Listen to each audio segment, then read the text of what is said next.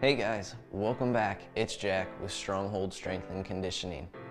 And today we're going to be going into the core malfunction a little bit deeper. Now this was something that we talked about last week, and if you haven't watched that video yet, I'll post the link right here for you so you can go and watch that first. If you have, here we go. Alright, so the core malfunction. In our first video we talked about the importance of understanding how to properly brace the core, and a common misconception and common training that people choose because they want the six-pack ab look. Today we're going to be looking at another end of that and a little bit deeper into it, looking closely at the hips and the pelvis. The problem that we face is that it's generally a double-edged sword that we're really working against here. So on one end of it we have the mentality of six-pack abs and that focus on the aesthetic appeal, but we don't have the actual training that supports a functional core, which is really what we need in our daily life and activity. And that is the other half of it. Our lifestyle and our jobs, our societal demands tend to start to shape our bodies in a certain way. So we start to develop these odd shapes to our bodies, shortening of certain muscles and lengthening of others or stretching of others, that eventually over time lead to forms of pain, whether it's soft tissue damage or the actual structural damage to the bones and joints themselves. So today I wanted to take a look at the hips and pelvis specifically and some of the pains that are associated. So that's going to be your low back pain and your knee pain in general. So usually when we see weakening of our bodies, it's associated with a lot of the sitting that we do, especially when it comes to the hips and pelvis. So from our lumbar spine down through our knees and even sometimes down to the foot and ankle, we start to see these structural changes to compensate for the new shape that our body's learning to be in a consistent manner. We sit in the car, we sit at work, we come home after sitting in the car again, and then we sit on the couch and watch TV.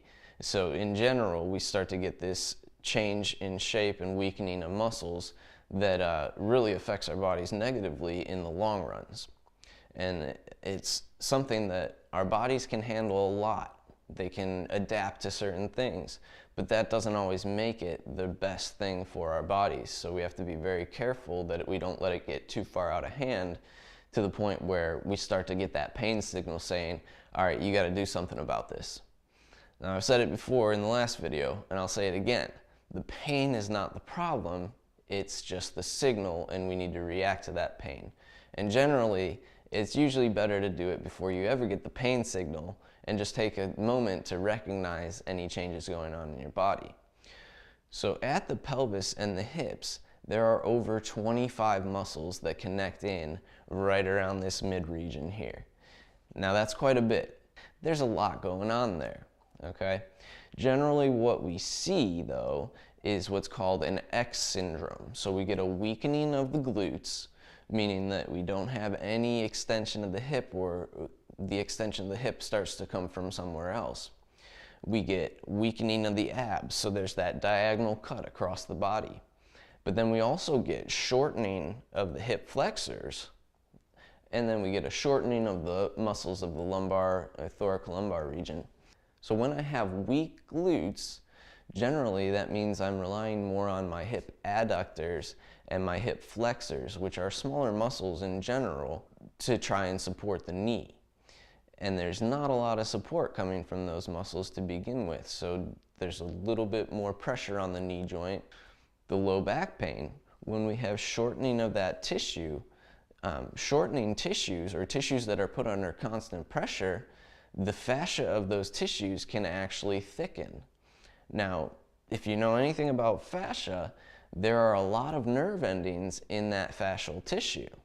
And when those nerve endings are commonly put under a sensory stress, they're going to let you know that they're not enjoying it. There's something wrong. So with those two common aches and pains that we see, it's usually the fact that our body has become out of align. So today we're going to talk about how we can actually go about fixing that alignment in kind of a double-edged approach to attack that double-edged sword that we're fighting in the first place. So the first one we're going to look at is going to be a banded distraction of the hips in hip extension with knee extension as well. So we're really trying to restore the extension of the hip, but mainly we're trying to open up those hip flexors again and put them at a stretch where the glutes are able to function to their fullest, and then the hip flexors kind of come back to a normal length or range where they're not put under stress constantly or neurological stress the whole time. The second part is going to be a strengthening approach. So whenever you do a mobility, we're always going to follow that with some form of strengthening to help solidify the position that we truly want to be in the first place. And we always want to do that order. We're going to do mobility, then we're going to follow with strength to ensure that it sticks in the long run.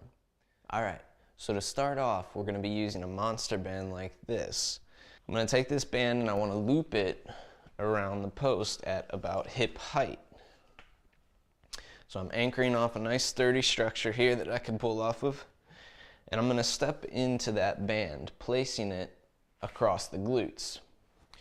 So we want to make sure that the band shoots from high to low, and I kind of always compare it to putting on a climbing harness. So it's giving you that little bit of a wedgie feel, get nice and close to it, get comfortable with it.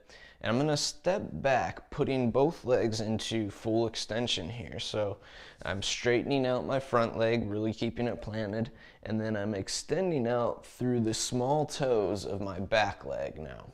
So in this position, what I want to do is start to brace my core. I'm going to actively flex the glutes, pressing into the stretch of the hip flexors and opening those up.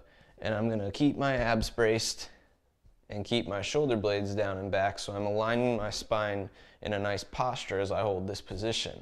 Now I should feel a stretch right along those hip flexors.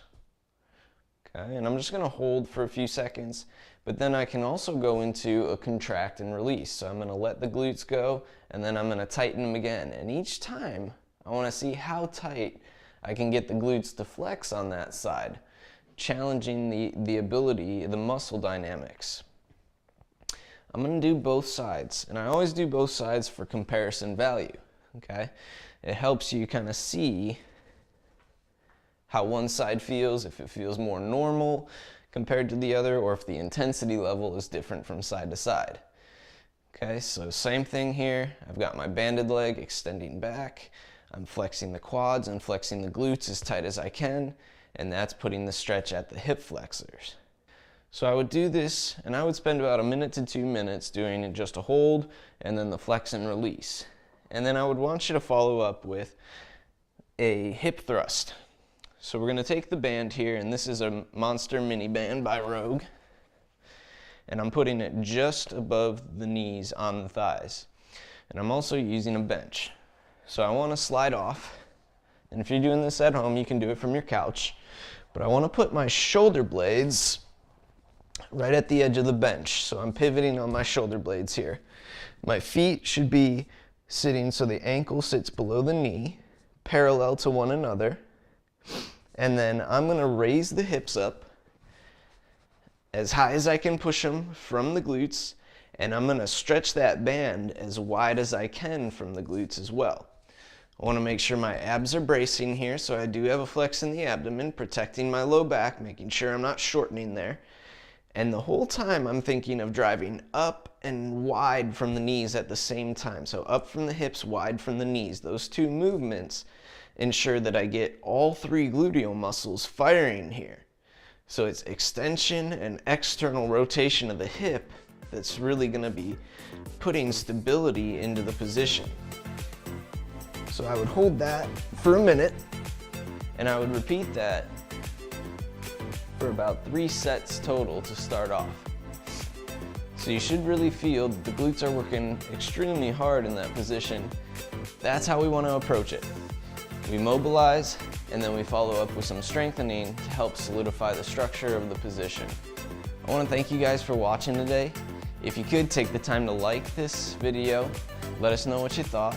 Give us some comments below, whether it's what you'd like to see in the future or just your thoughts on the content.